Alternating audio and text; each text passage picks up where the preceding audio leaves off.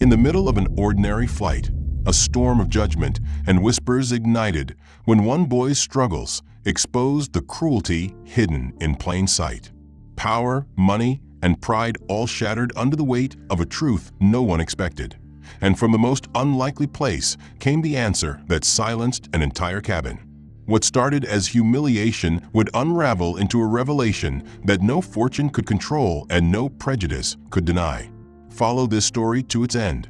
And if its message stays with you, make sure to like, subscribe, and tell us in the comments how you feel about it and where you're watching from. Malik Thompson had learned early in life that being a young black boy in America meant walking into rooms already judged before opening his mouth.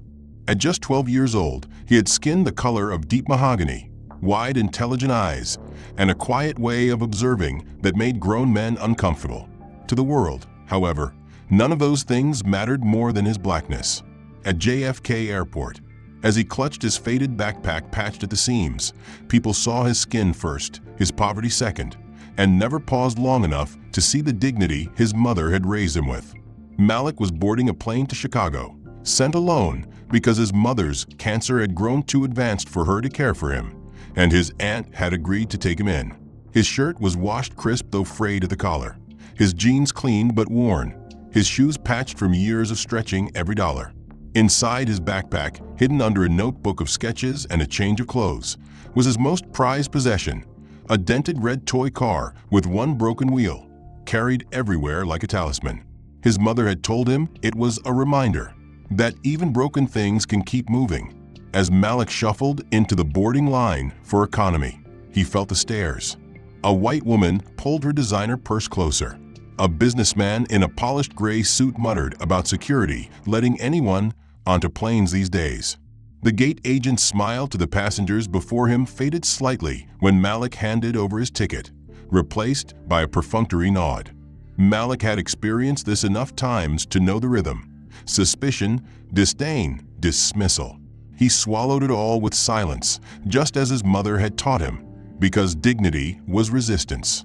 Meanwhile, at the front of the boarding gate, the world seemed to bow for another man. Jonathan Whitmore, a white millionaire with $50 million tied to his financial empire, strode forward in a tailored suit worth more than Malik's mother made in a year.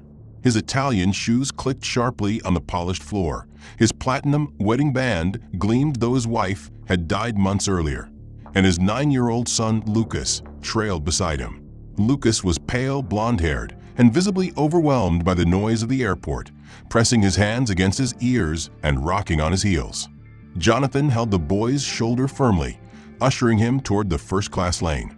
The whispers that followed him were reverent, filled with recognition of power and money. "That's Whitmore," someone said, "the one who built Whitmore Capital from nothing." Another whispered, "His wife died last year. Cancer. Poor kid, but he's got everything else." The irony cut Malik like glass. A white man with millions was pitted for his loss, while his own mother's battle with cancer, fought from a cramped apartment with failing insurance, barely earned sympathy from neighbors. Malik's boarding line shuffled forward slowly. He adjusted the straps of his bag, keeping his eyes low, trying not to draw attention. Still, a man behind him grumbled, "Move it, boy," with a sneer that carried the weight of centuries. Malik stepped aside quickly, heat rising in his cheeks, but said nothing. He knew from experience that one wrong word could turn muttering into confrontation, and confrontation into trouble. The hierarchy of the airport was visible even before stepping on the plane. Whiteness commanded deference. Blackness demanded justification. Jonathan's presence in first class was unquestioned. Malik's existence in economy barely tolerated. Once on board, Malik was led to the very back, near the bathrooms, where the smell of industrial cleaning chemicals and stale air turned his stomach. His seat, 27C, was cramped, the upholstery worn. He tucked his bag carefully under the seat, fingers brushing the toy car inside as if to remind himself that he wasn't entirely alone. Up front, Jonathan and Lucas settled into 2A and 2B. Jonathan opened his phone immediately, his life dominated by deals and markets, while Lucas pressed against the window, tracing invisible shapes in the glass. The gulf between them was wide, even as they sat inches apart. The whispers in first class began anew, softer but sharper this time, directed not at Jonathan, but at his son. "Can't control his boy," muttered a woman in pearls. "Some people think money fixes everything," said another. Jonathan heard every word, his jaw tightening, his eyes fixed harder on his glowing screen, as if numbers could shield him from judgment. Malik, 3 rows behind the curtain in economy, heard the commotion too. He knew that rhythm, the growing impatience of white passengers, the sighs, the muttered comments, the tightening jaws. He had lived that rhythm his whole life. His cousin Marcus, who was autistic, had been the target of the same stares, the same complaints in grocery stores or classrooms when he rocked or hummed too loudly. Malik had been the one to kneel down beside Marcus, to offer comfort, to remind him the world didn't have to hurt so much. He recognized the same signs now in Lucas. The difference was that when Marcus melted down, Malik's aunt would get scolded for poor parenting. When Lucas faltered, Jonathan received whispered sympathy. It must be so hard raising a special child alone. The hypocrisy clung to the air like smoke. Malik leaned back in his seat, his small hands gripping the armrest, torn between his natural shyness and the nagging pull inside him. His mother always said he had a gift for understanding Marcus, a way of listening without words. But Malik also knew the world didn't expect gifts from boys like him. It expected trouble, failure, excuses. He pressed his forehead briefly against the cool plastic of the window, letting the vibration of the engines ground him.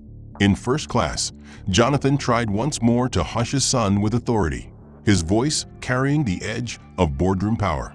"Lucas, enough," he whispered harshly. "People are watching." But Lucas's breathing quickened. His hands flapped against his ears, his body stiffening as if bracing against a storm only he could feel. The tension thickened, whispers growing sharper. A businessman snapped, "I paid $4,000 for this seat," his voice dripping disdain. A woman muttered about how certain people shouldn't bring children into first class. Jonathan's face flushed red. Malik could see it through the curtain gap. The white man with the world at his feet was cracking under the weight of judgment. Malik's chest tightened. But invisibility was hard when whispers seemed to chase him wherever he went. The man in the row behind him had already muttered something about kids these days, and a woman across the aisle pulled her purse closer when Malik shifted to put his bag under the seat. He felt the heat of judgment and the weight of difference pressing down before the plane had even left the ground. He thought of his mother, weak in her hospital bed, insisting he iron his shirt and wear the cleanest pair of jeans he owned. "You represent our family," she had told him, voice trembling but firm. "So you hold your head high no matter what." He wanted to make her proud, but pride was hard to carry when every look reminded him he was a poor black kid flying alone in a world that assumed the worst. Through the narrow gap in the curtain ahead, Malik could see the edge of first class, where Jonathan Whitmore sat stiffly, his expensive suit glowing under the cabin lights, his son Lucas rocking violently against the seat.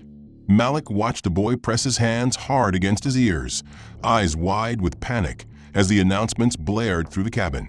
Lucas's mouth opened in a soundless scream, shoulders jerking as his body tried to block out a world too loud and too bright. Jonathan leaned close, whispering sharply, gripping his son's wrists, trying to force stillness. But the harder he pressed, the more Lucas thrashed. The murmurs began again, sharp whispers coated with impatience. "Why bring him here?" someone hissed. "This is first class, not a daycare." A heavy-set man with a gold watch snapped at a flight attendant. "I paid for peace and quiet. Do something about this." Jonathan's jaw clenched as he tried to hold Lucas down without looking like he was losing control. But Malik saw the panic beneath the polished exterior. He recognized it instantly because it was the same fear he had seen in his aunt's eyes when his cousin Marcus lost control in public. The fear of being judged not just for the meltdown, but for failing to prevent it. The fear of being reduced to whispers and stares. Malik's fingers tapped against his knee in rhythm with the boys rocking, unconsciously syncing himself to Lucas's distress. He remembered afternoons spent with Marcus in the tiny living room of his aunt's apartment, learning that the worst thing to do during a meltdown was to shout or restrain. He He remembered how his aunt taught him to make the world smaller, slower, calmer. He remembered kneeling on the floor beside Marcus, pushing a toy car back and forth until the rhythm of the wheels steadied Marcus's breath. Malik glanced down at his own backpack, the toy car tucked safely inside, its chipped paint and crooked wheel carrying more power than anyone on this plane could guess. He felt the urge to get up, to move, to do for Lucas what he had done so many times for Marcus, but fear held him down. What right did he have to step forward? He was just a boy from Detroit with nothing but a patched shirt and a sick mother.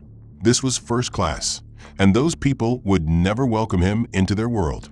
They barely tolerated him sitting here in the back. If he stood up, they would think he was causing trouble. They always thought that. The cries grew louder. Lucas now screamed words between sobs, too loud, hitting his thighs with clenched fists. Jonathan looked around desperately, his composure shattering as passengers glared. One woman snapped, "Restrain him before he hurt someone," and another hissed, "They should turn the plane around." The boy's terror filled the cabin, drowning out the safety demonstration, rattling nerves like turbulence before the plane had even left the ground. Malik's chest tightened, his pulse racing as if the screams were clawing into his own skin. He thought of Marcus again, of the day in the grocery store when everyone stared and no one helped until Malik pulled out the toy car and rolled it across the floor. He thought of his mother, her voice breaking through pain to tell him, "Sometimes you have to be braver than people expect." He thought of the stairs burning into his back now, and he realized he could not sit still. Slowly, carefully, Malik unbuckled his seatbelt. The man beside him grunted, "Sit down, boy, the plane's moving," but Malik ignored him. His feet moved forward, carrying him toward the curtain. The aisle seemed impossibly long, every step daring passengers to accuse him, to call him out, to confirm the fear he always carried that the world wanted him silent. But as he drew closer, he saw Lucas's face red with strain, tears streaking pale cheeks, his small fist slamming against his legs, and Jonathan's trembling hands unable to hold it together. Malik knew then that fear didn't matter. Only action did. He pushed through the curtain, the whispers snapping into outrage. "What's he doing here?" a woman spat. "He doesn't belong up here." The flight attendant stepped forward, hand raised, but Malik's eyes stayed fixed on Lucas. He knelt beside the seat, lowering himself so he was small, non-threatening, almost invisible. He moved slowly, carefully, letting Lucas see him. Then Malik slipped the red toy car from his pocket, set it gently on the tray table, and rolled it across. The broken wheel wobbled, the car veering in a crooked arc before stopping at the edge. Lucas's cries faltered, eyes locking on the motion. Malik pushed it back, the rhythm steady, predictable, back and forth, back and forth. The cabin fell silent, passengers holding their breath as the impossible began to happen. Lucas lowered his fists, his breathing slowed, his tears still flowing, but no longer violent. The boy's small hand reached out, hesitating, then touched the car. Jonathan stared at Malik, shock and something dangerously close to shame written across his face. This poor black boy, the one his fellow passengers had dismissed with mutters and glares, was calming his son with nothing but patience and a broken toy. Malik kept his voice soft, barely audible. "It's okay," he whispered, the words simple but carrying weight. "I know it's loud. I know it hurts. But you're not alone." Lucas blinked at him, eyes wide, and for the first time since the chaos began, he stopped screaming.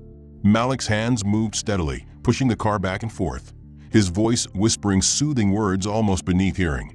But then the sudden jolt as the wheels lifted from the ground sent Lucas spiraling again, his whole body jerking against the seatbelt, his hands slapping hard against his ears, his cries rising once more, piercing and raw.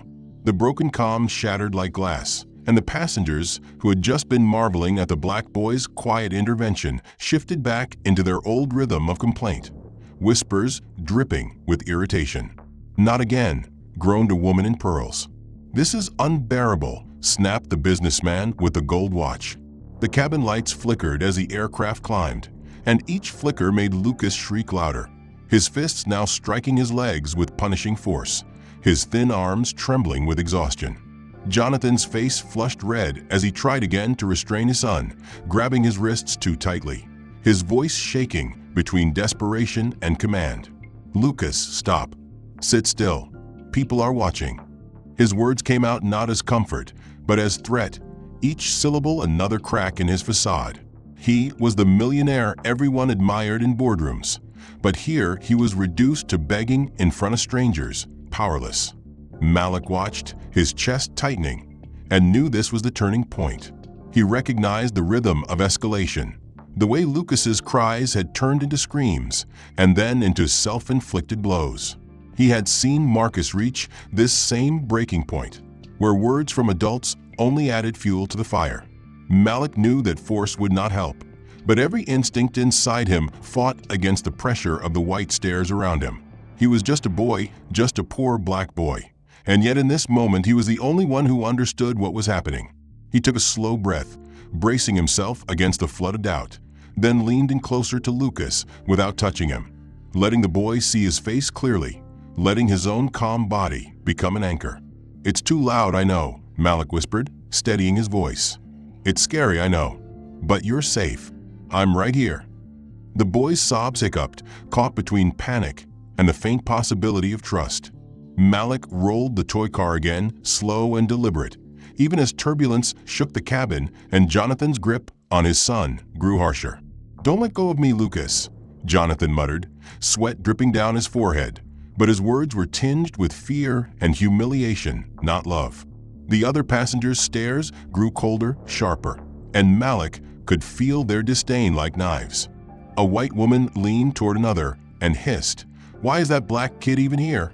He's making it worse." A man behind Jonathan muttered, "Should have left this mess on the ground." Malik heard every word, but he did not let it show on his face, because Lucas's trembling eyes were on him, not them. And in those eyes Malik saw both terror and possibility. The boy's fists hovered midair, no longer slamming into his thighs, his attention caught by the back-and-forth motion of the car. Malik pushed it forward again, his voice soft as he said, "You can control this. You can make it go. You're the driver." Lucas blinked and whispered hoarsely, "Driver."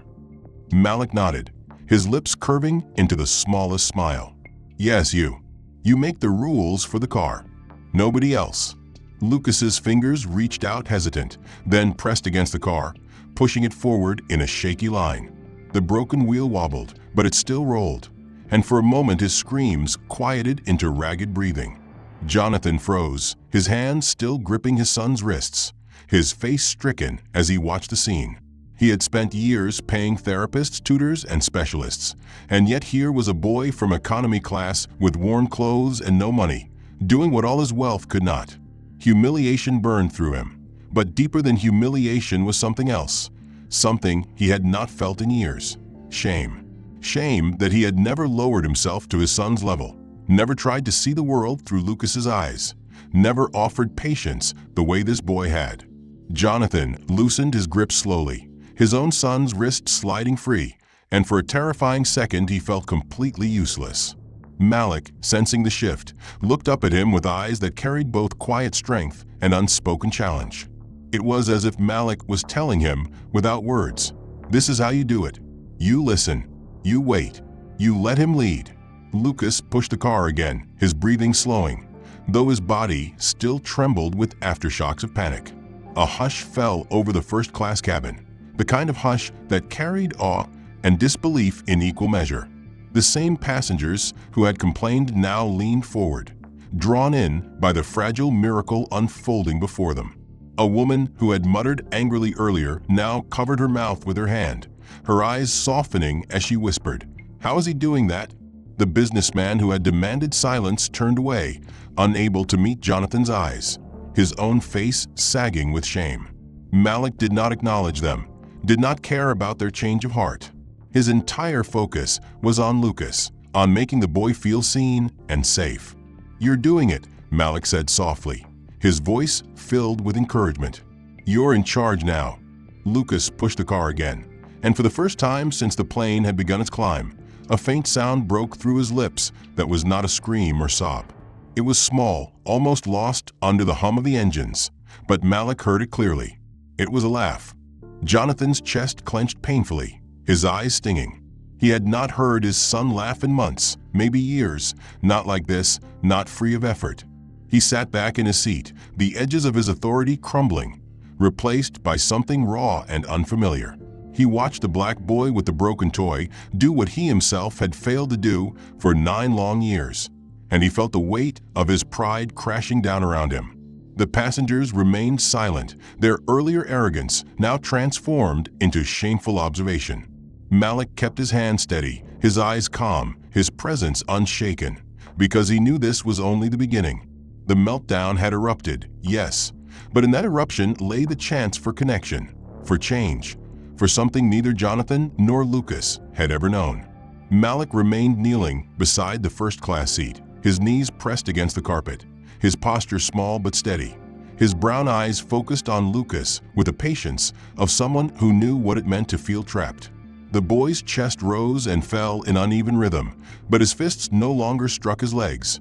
His voice no longer echoed with painful shrieks, and yet the silence in the cabin was not peace, but judgment withheld. Jonathan sat frozen, his expensive suit wrinkled now, his face slick with sweat, his blue eyes locked on the strange sight before him. His pale blonde son clinging to a chipped red toy car offered by a black boy from the back of the plane, a boy whose clothes were worn, whose shoes carried scuffs, whose backpack was patched with safety pins.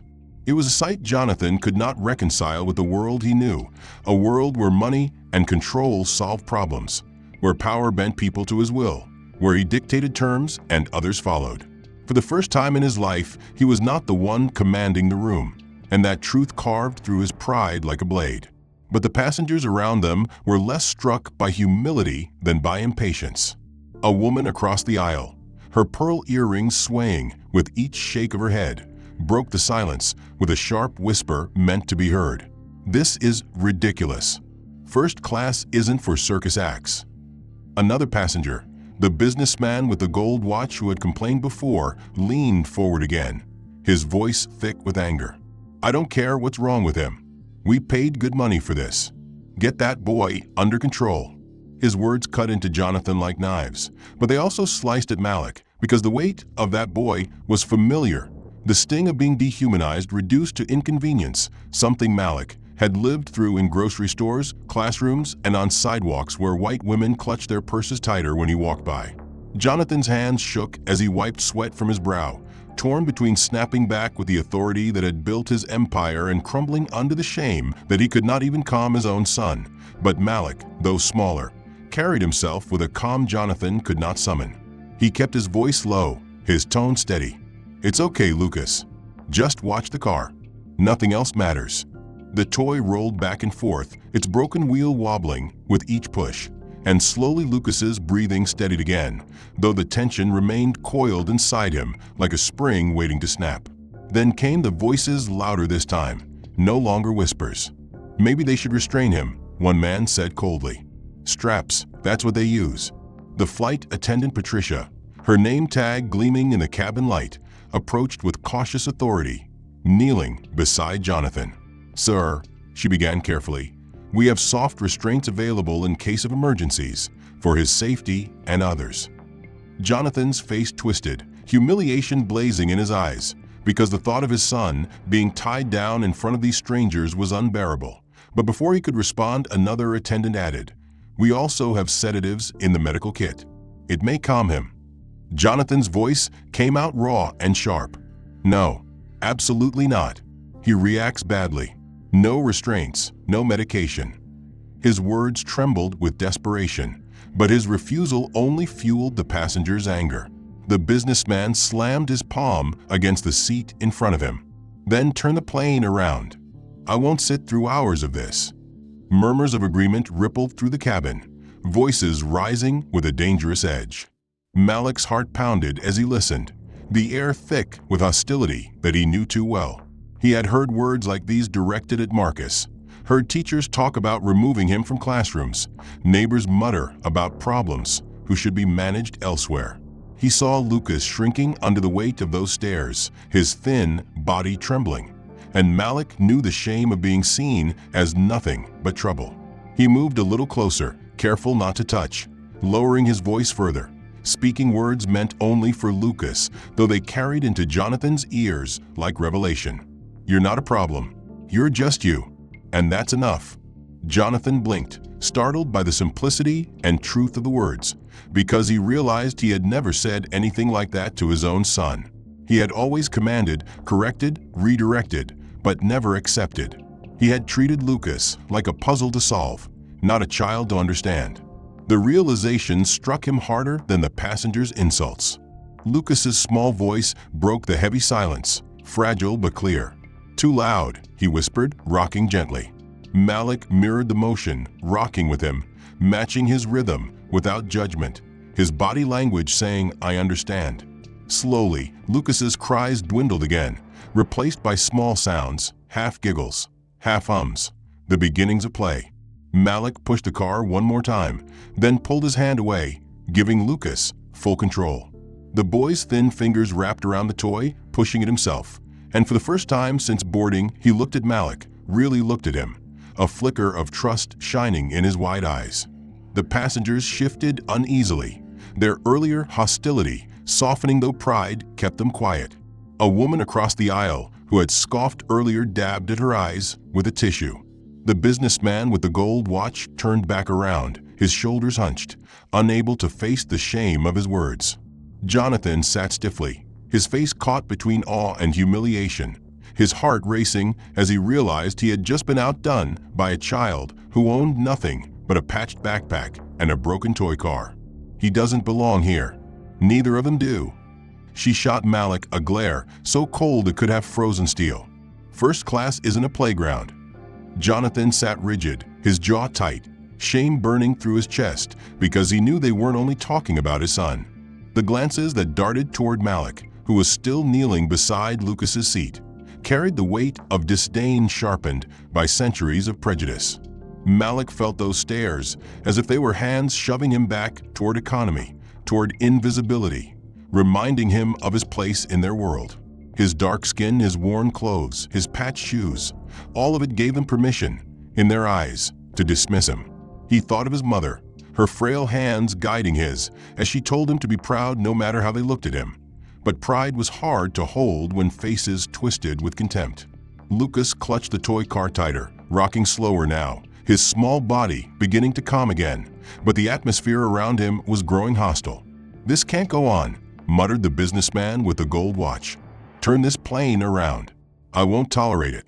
Another voice, shrill and biting, chimed in from behind. "Why is that black kid even up here? Where are his parents? He should be in his seat."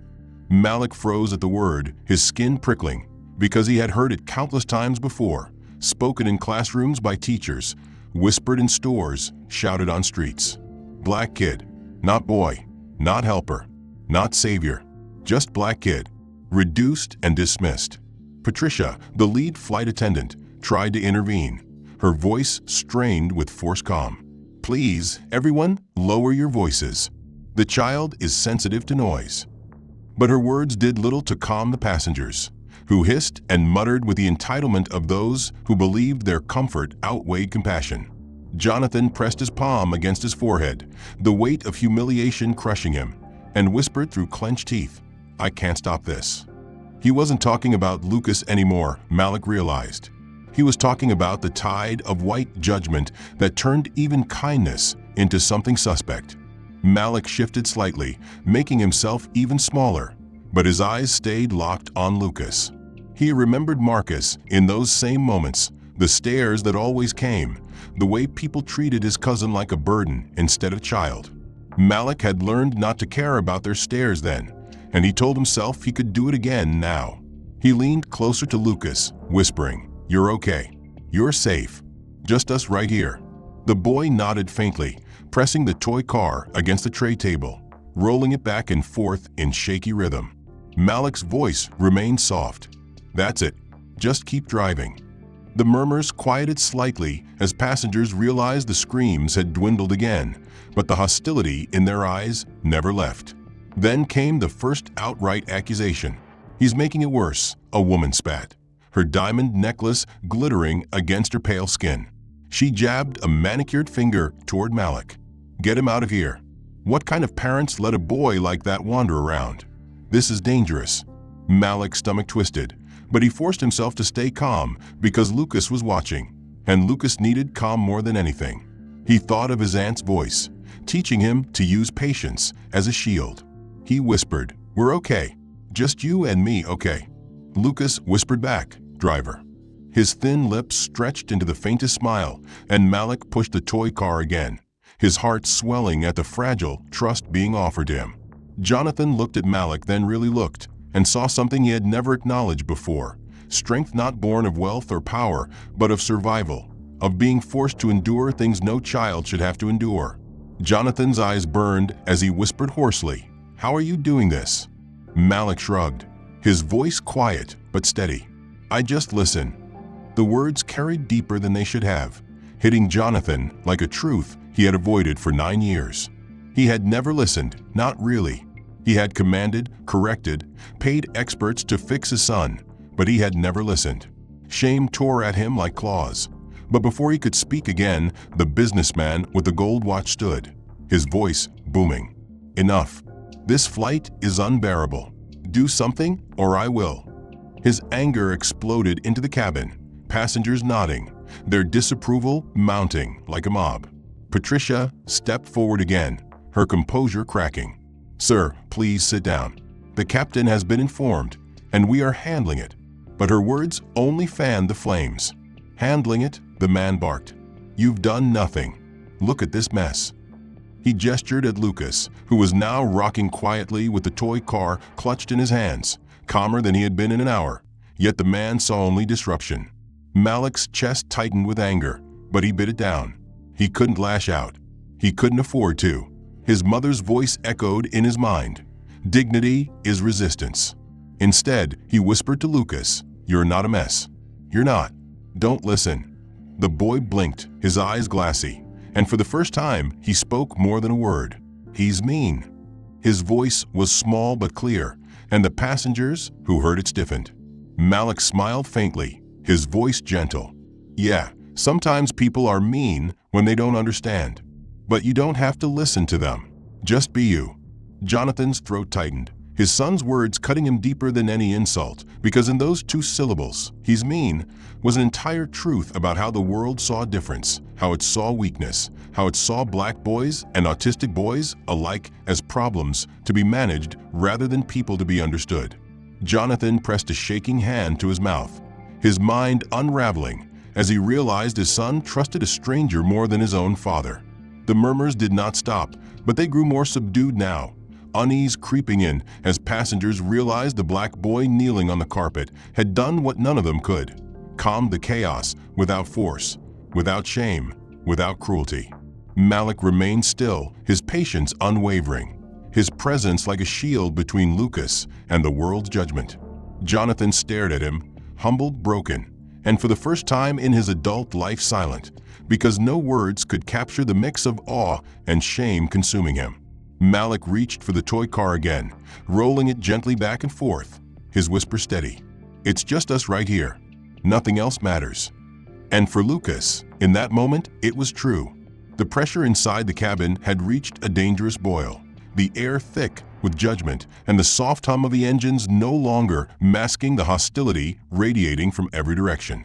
Malik stayed crouched low beside Lucas's seat, his dark eyes steady, his small hands guiding the chipped red toy car across the tray table in a rhythm that matched the boy's shallow breathing.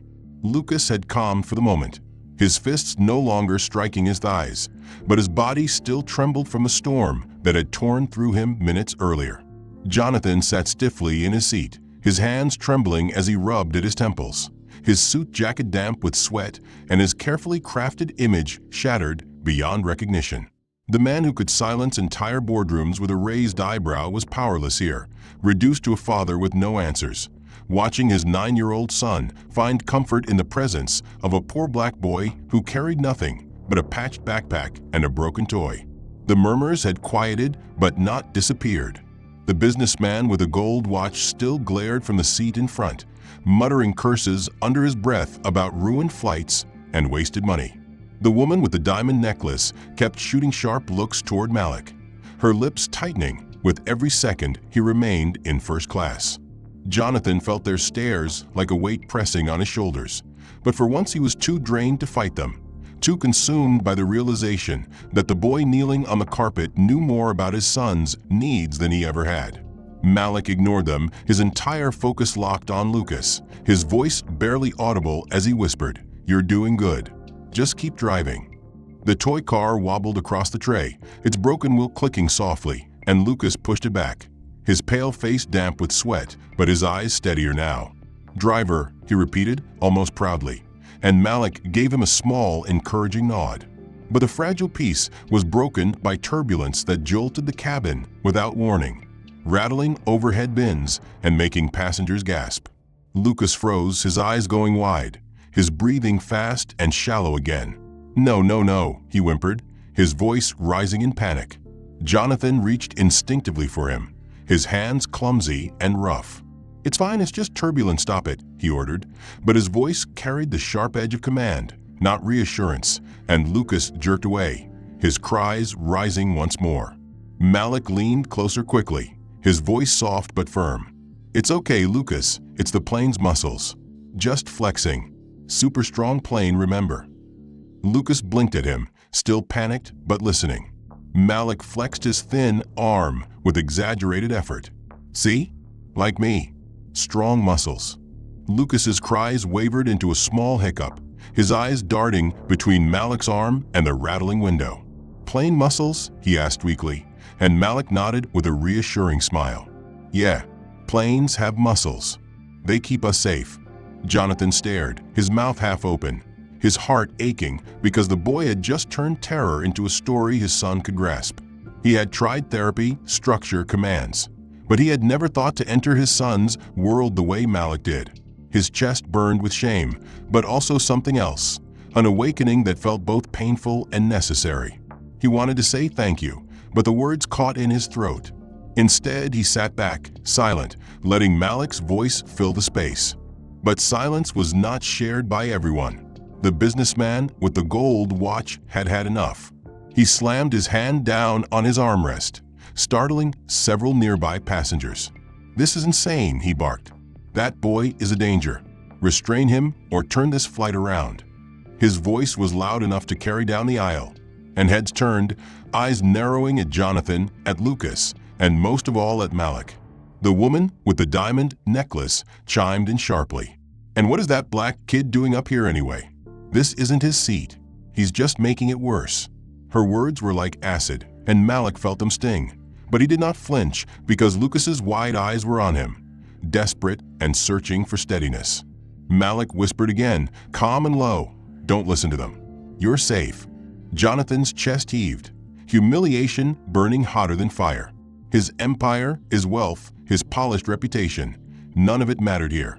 He wanted to shout back at the passengers, to defend his son, but years of keeping control in public strangled his words. He opened his mouth and closed it again, and Malik saw his silence, saw the hesitation that left Lucas vulnerable. Anger sparked in Malik's small body, anger at the unfairness that power and wealth had made Jonathan afraid to be what his son needed. Malik's voice grew stronger, still calm, but no longer shrinking. "He's not dangerous," Malik said firmly, his eyes flicking up at the businessman. "He's scared. That's not the same thing." The cabin stilled at the words, shock rippling through the rows because no one expected a 12-year-old boy, a poor black boy at that, to speak with such clarity. Jonathan looked at him, stunned, his shame deepening because the truth was undeniable. The businessman muttered under his breath, unwilling to admit defeat, but the woman with the necklace pressed on. "He doesn't belong here," she snapped again, her gaze like knives on Malik. "Send him back." Malik's jaw clenched, but he refused to move. He looked at Lucas, whose small hand was still wrapped around the toy car, and whispered, "You belong here. Don't ever let anyone tell you different." Lucas clutched the car tighter, his pale face turning toward Malik, and for the first time his lips curled into a small, uncertain smile. Jonathan's breath caught because it was a smile he had not seen in so long. The murmurs had dimmed after Patricia, the flight attendant, had begged for calm, yet the passengers' eyes still burned with disapproval. and Jonathan could feel the sting of their judgment carving into him with every second. He was used to stares of admiration, envy, sometimes even resentment, but never pity, and certainly never contempt this raw. His entire empire seemed small compared to the humiliation of sitting powerless, while a boy with scuffed shoes and a patched backpack succeeded where he could not. Malik ignored the stares, his dark face steady, his whispers soft and patient as he said, "You're okay, Lucas. You're the driver. You make the car go where you want." Lucas's pale lips twitched into a small, uncertain smile, and Jonathan's chest clenched painfully because he realized he had never drawn that smile so easily. But then the fragile calm cracked again, this time not from turbulence or panic, but from cruelty. The businessman with the gold watch stood abruptly, his face red with anger. "This has gone on long enough," he barked, his booming voice filling the cabin. "That boy," he jabbed a finger toward Lucas, "is a menace, and that other boy doesn't belong here at all. I demand the crew do something now." The cabin erupted into murmurs, passengers nodding, others shaking their heads, but the hostility had been reignited like a fire. Patricia rushed forward again, her voice firm but pleading. "Sir, please sit down. We cannot escalate this further. The child is calmer now. Let him be." But the man ignored her, his gaze locked on Jonathan. "Control your son or get off this flight." Jonathan's mouth opened, but the words caught in his throat. He wanted to roar back, to defend Lucas, but he could feel the eyes of the cabin waiting, hungry for his failure, and the shame froze him in place. It was Malik who broke the silence.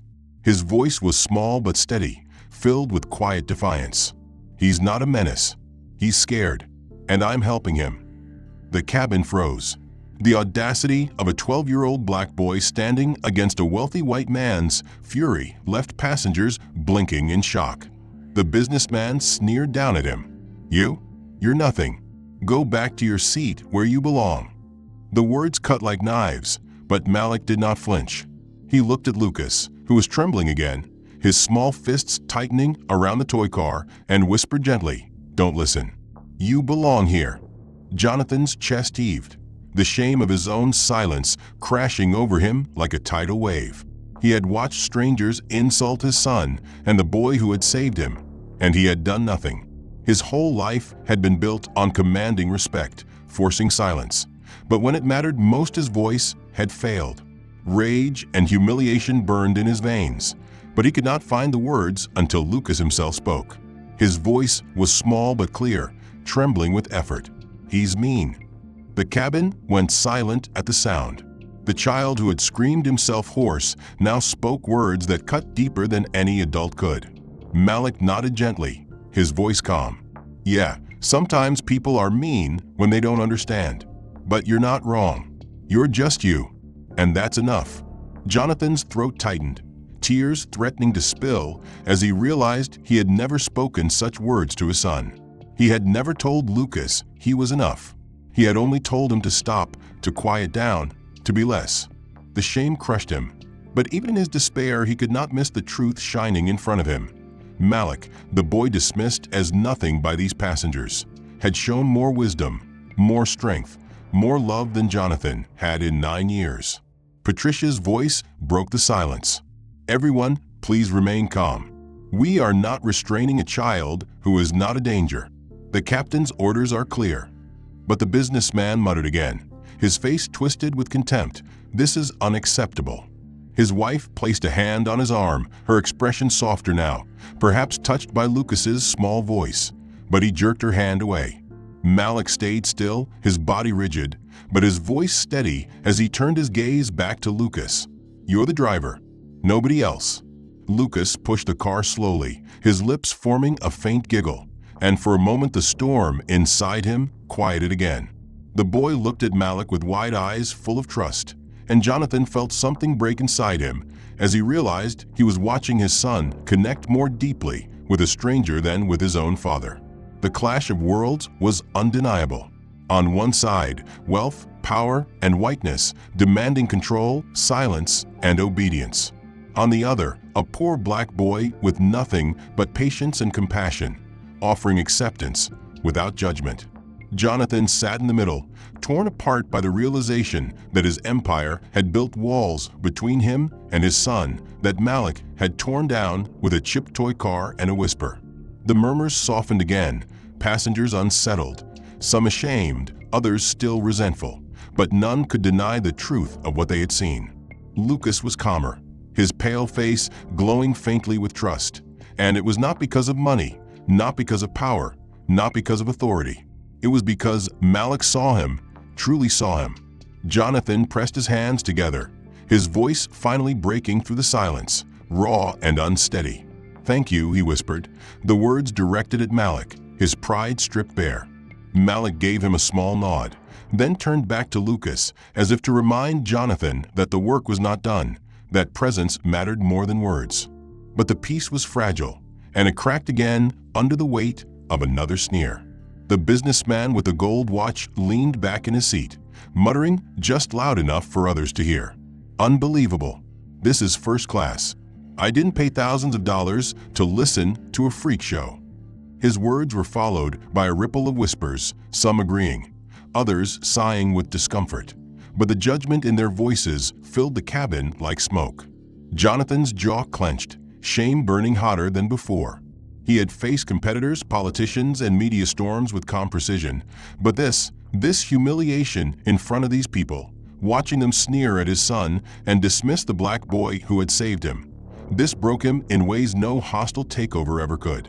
He wanted to stand, to defend, to shout down the cruelty, but his tongue felt heavy, paralyzed by years of caring more about appearances than truth.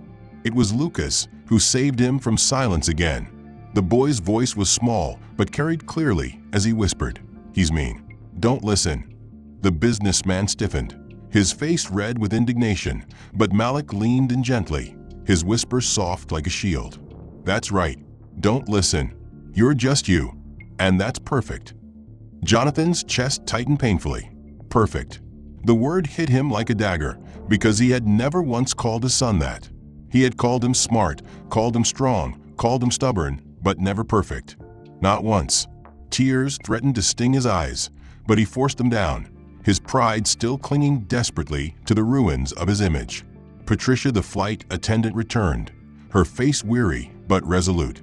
"Sir," she said quietly to Jonathan, "the captain has asked me to confirm your son is stable. We cannot have further disruption."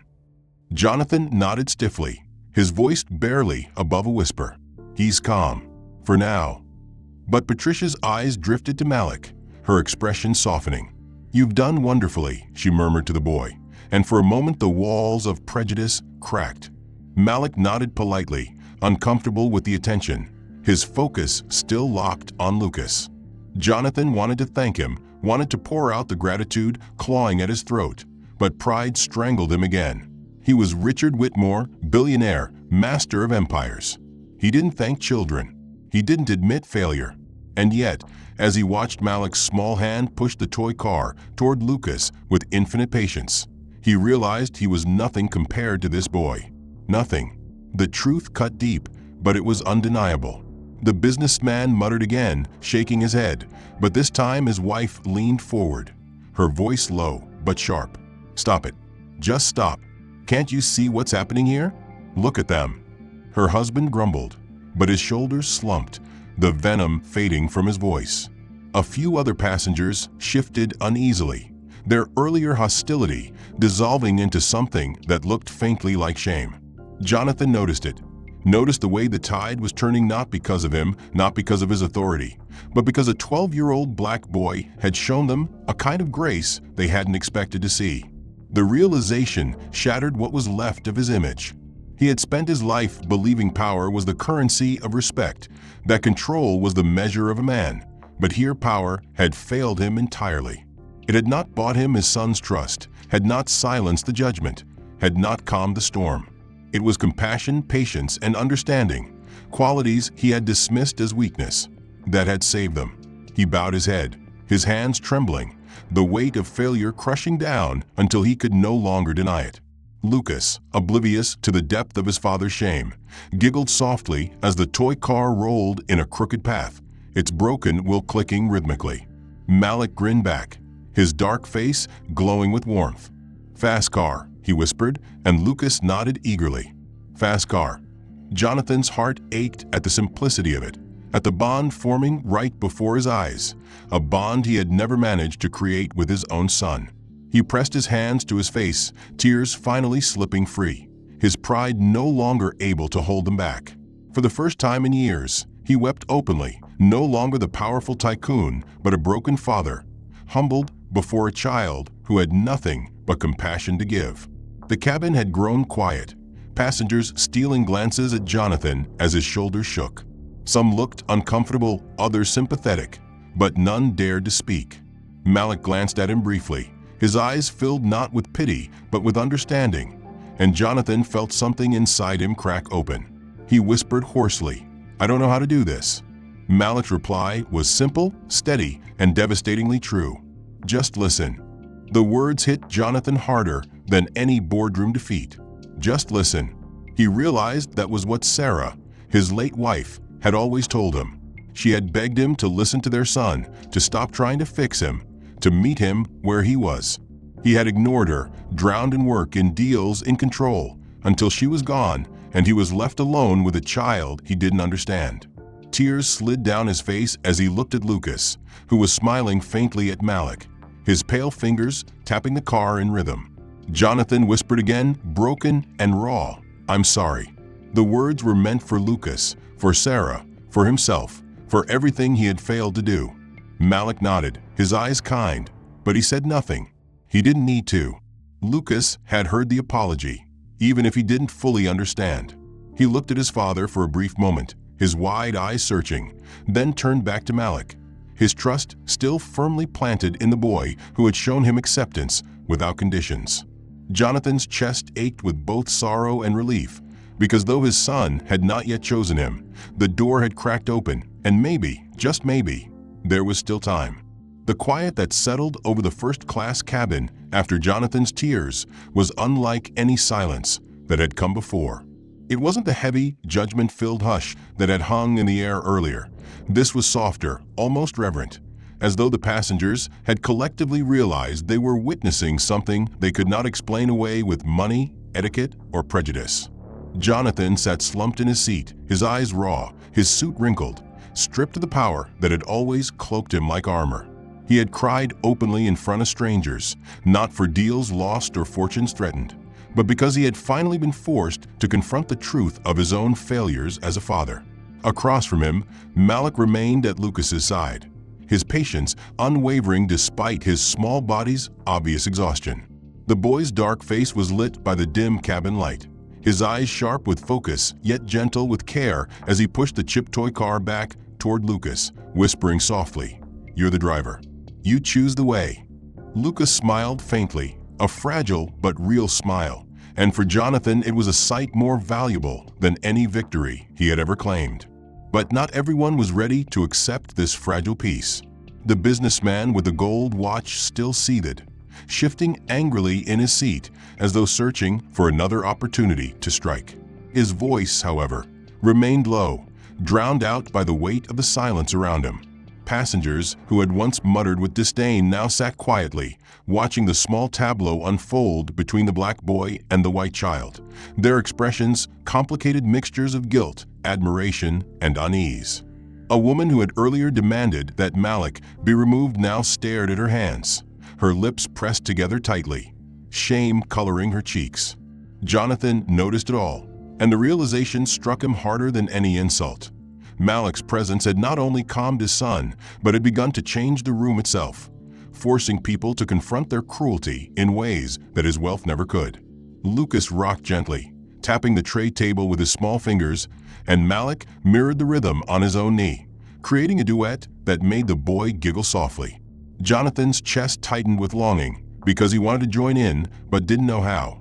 He reached forward hesitantly, his hand trembling as he began to mimic the pattern on the armrest.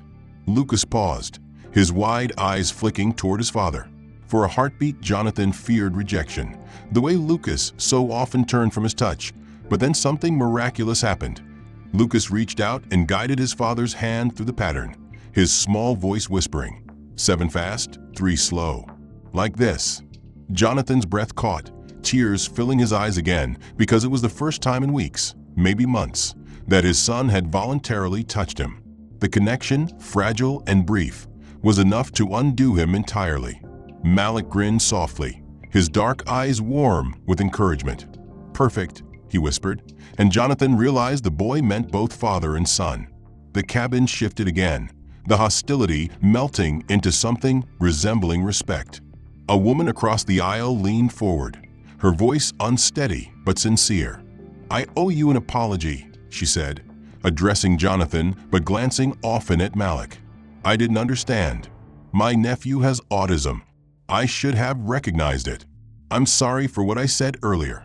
Her words carried a ripple through the cabin, and others lowered their eyes, ashamed of their earlier judgments. Even the businessman with the gold watch, though still stiff with resentment, had lost the fire from his glare, his shoulders sagging as if the weight of his cruelty had finally settled on him. Jonathan wanted to speak, wanted to accept the apology, but the words caught in his throat again. It was Malik who filled the silence, his young voice steady but humble. "Sometimes people don't understand, but when they see, they can change." The simple wisdom of the words struck every listener, cutting through pride and prejudice alike.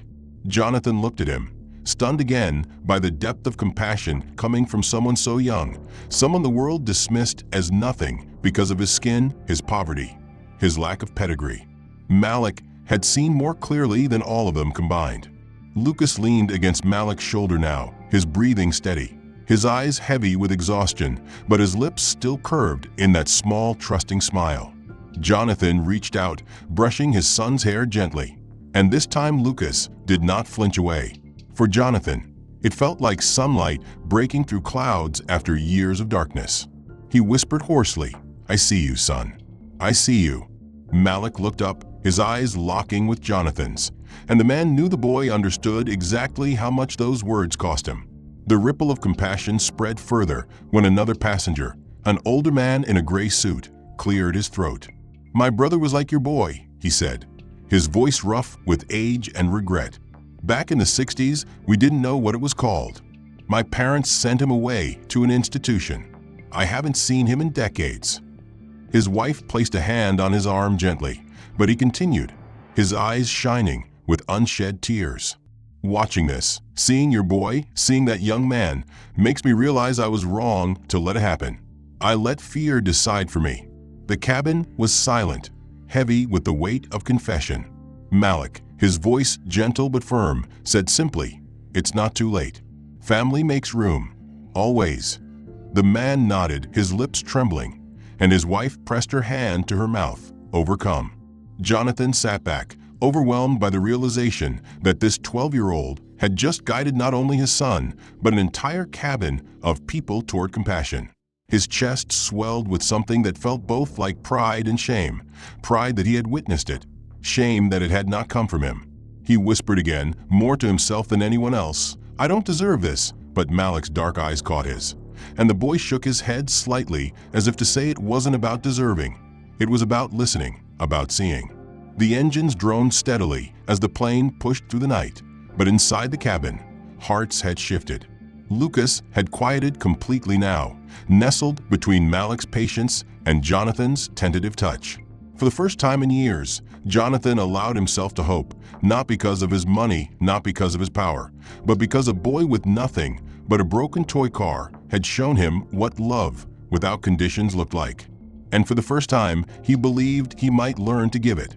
The announcement from the cockpit broke through the heavy quiet, the captain's calm voice reminding everyone they were beginning their descent into Chicago. But the mood inside the first-class cabin was unlike any typical landing. Normally, people would already be gathering their things, tugging bags from overhead compartments, tapping on phones to line up rides and meetings. But here the passengers sat still, their gazes lingering on the unlikely trio in row 2, a wealthy white father stripped of his power, his autistic son nestled against him with a chipped toy car still in hand, and the poor black boy who had turned a storm into still water. Jonathan sat upright but drained, his suit disheveled, his eyes raw, his entire being stripped to the bone. Lucas leaned slightly into Malik's shoulder, even as his small fingers clutched his father's hand. bridging a gap that had seemed insurmountable hours ago. The cabin around them breathed differently now, the passengers' eyes softer, their earlier judgment replaced by something fragile and new, a hesitant respect born not of status, but of truth. The businessman with the gold watch no longer muttered complaints. He sat hunched in his seat, staring at his expensive hands as though he didn't recognize them anymore, the memory of his cruelty etched across his features. His wife glanced at Malik with something like apology, though she could not quite summon the words. Other passengers looked away when Jonathan's gaze swept over them, ashamed of how easily they had demanded silence and restraint instead of compassion. Jonathan noticed it all, but for once he did not cling to the sting of humiliation. He let it wash over him, because he knew it was deserved. What mattered now was not their judgment, but his son's trust, and Lucas's soft humming beside him felt like salvation. Malik echoed the tune gently, matching the boy's rhythm, and Lucas giggled quietly, his pale face lighting up with a joy that made Jonathan's chest ache with both gratitude and grief for all the years he had missed. As the plane began its descent, Lucas suddenly tensed at the change in pressure, his ears popping painfully, his small hands moving to cover them. Jonathan panicked, bracing for another spiral, but Malik leaned close instantly, whispering, "It's okay, buddy, just yawn." Like a big lion yawn. He demonstrated with exaggerated effort, stretching his mouth wide until Lucas copied him, bursting into laughter at the silly face. Jonathan followed, awkwardly mimicking the yawn, and for a brief moment all three laughed together. Passengers who had once looked away now smiled softly at the sound, some shaking their heads in disbelief at the transformation. The laughter carried a weight heavier than any judgment. It was proof that kindness could pierce even the hardest walls. When the wheels finally touched down with a gentle bump, Lucas whispered, "We're here," and his hand squeezed both Malik's and Jonathan's at once. The words were simple, but they struck Jonathan like scripture. We're here. After years of distance, of therapy that felt like drills, of nights filled with silence and shame, he was finally present with his son. Tears blurred his eyes, but this time he did not hide them. He let the world see a father undone by the truth that wealth had blinded him to. The seatbelt sign dinged off, and people began rising, gathering bags and phones, slipping back into their old lives. Yet none of them moved quickly near row 2. They lingered, watching as Lucas clutched Malik's hand desperately, refusing to let go. "He has to go to his family," Jonathan reminded softly, though the words cracked in his throat. Lucas shook his head fiercely. "He's my friend. Forever." Malik smiled gently, his dark eyes full of both pride and sadness. "Friends don't stop being friends, even far away. You'll always have me." Lucas pouted, tears threatening, but Malik pushed the toy car into his hands. "See this? It's not broken, it just rolls different. Like us. Keep it. Whenever you see it, you'll know I'm with you." Lucas clutched the car to his chest, whispering, "Not broken. Different." And Jonathan knew, in that moment his son had learned a truth that had eluded him for years. At the gate, Malik's aunt was waiting, her arms open, her face etched with both pride and weariness. She hugged her nephew tightly, then turned her gaze to Jonathan and Lucas. "Thank you for watching him," she said carefully, her eyes wary of the polished man before her. But Jonathan shook his head, his voice rough with honesty. "No, he saved us. Your boy saved us." Tears shone in her eyes as she pulled Malik close, whispering something that made him nod shyly. Passengers who had followed the scene now hovered nearby, offering cards, apologies, even job offers, their shame transforming into gestures of redemption. Malik looked overwhelmed, but Jonathan steadied him with a quiet nod, silently promising that this connection would not fade. As Lucas tugged his father's hand insistently, Jonathan knelt to meet Malik's eyes.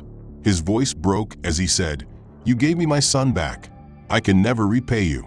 Malik shook his head firmly. "Don't repay. Just listen. Just see him." Jonathan's tears spilled freely again as he clasped the boy's hand, feeling the strength of someone who had endured far more than any 12-year-old should. "I will," he vowed, and for the first time he knew it was true. Later, as Jonathan and Lucas walked through the terminal, people pointed, whispered, even filmed. But Jonathan no longer cared about image. He cared only about the small hand in his own, the hum of a boy who had found peace, and the lesson etched forever into his heart.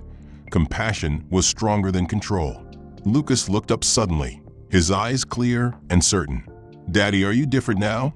Jonathan swallowed hard, then smiled through his tears. "Yes, son, I'm different. And that's good." Lucas nodded, squeezing the toy car tight, and whispered, "Different is good." The story of the flight would spread across phones and news feeds before they even left the airport. The video of Malik calming Lucas with a broken toy car would go viral, millions watching in awe as a poor black boy displayed wisdom that silenced wealth and prejudice alike. Jonathan would be asked for statements, interviews, appearances, but none of it mattered. What mattered was the truth he had learned at 30,000 feet. True wealth is not measured in dollars, but in the bridges we build between one another. As Jonathan tucked Lucas into bed that night, the drawing Malik had given him pinned proudly to the wall, his son asked softly, "Do you think Mommy would be proud?" Jonathan's throat tightened. "Yes," he whispered. "She'd be proud of you. And maybe finally proud of me too." Lucas smiled sleepily, clutching the toy car, and whispered, "Not broken, just different." Jonathan kissed his forehead, tears sliding freely as he answered, "Exactly, son. More than enough." He sat in the doorway, watching his child breathe steadily, the weight of years lifting from his chest as he realized that this was the only image that mattered. The end. If this story moved you, don't forget to like the video and subscribe to the channel for more powerful stories that reveal the strength of human connection. I'd love to hear your thoughts. What part of this story struck you the most? And how do you feel about the way it ended? Share your comments below and tell us where in the world you're watching from. Your voice matters, and your reflections help keep these stories alive.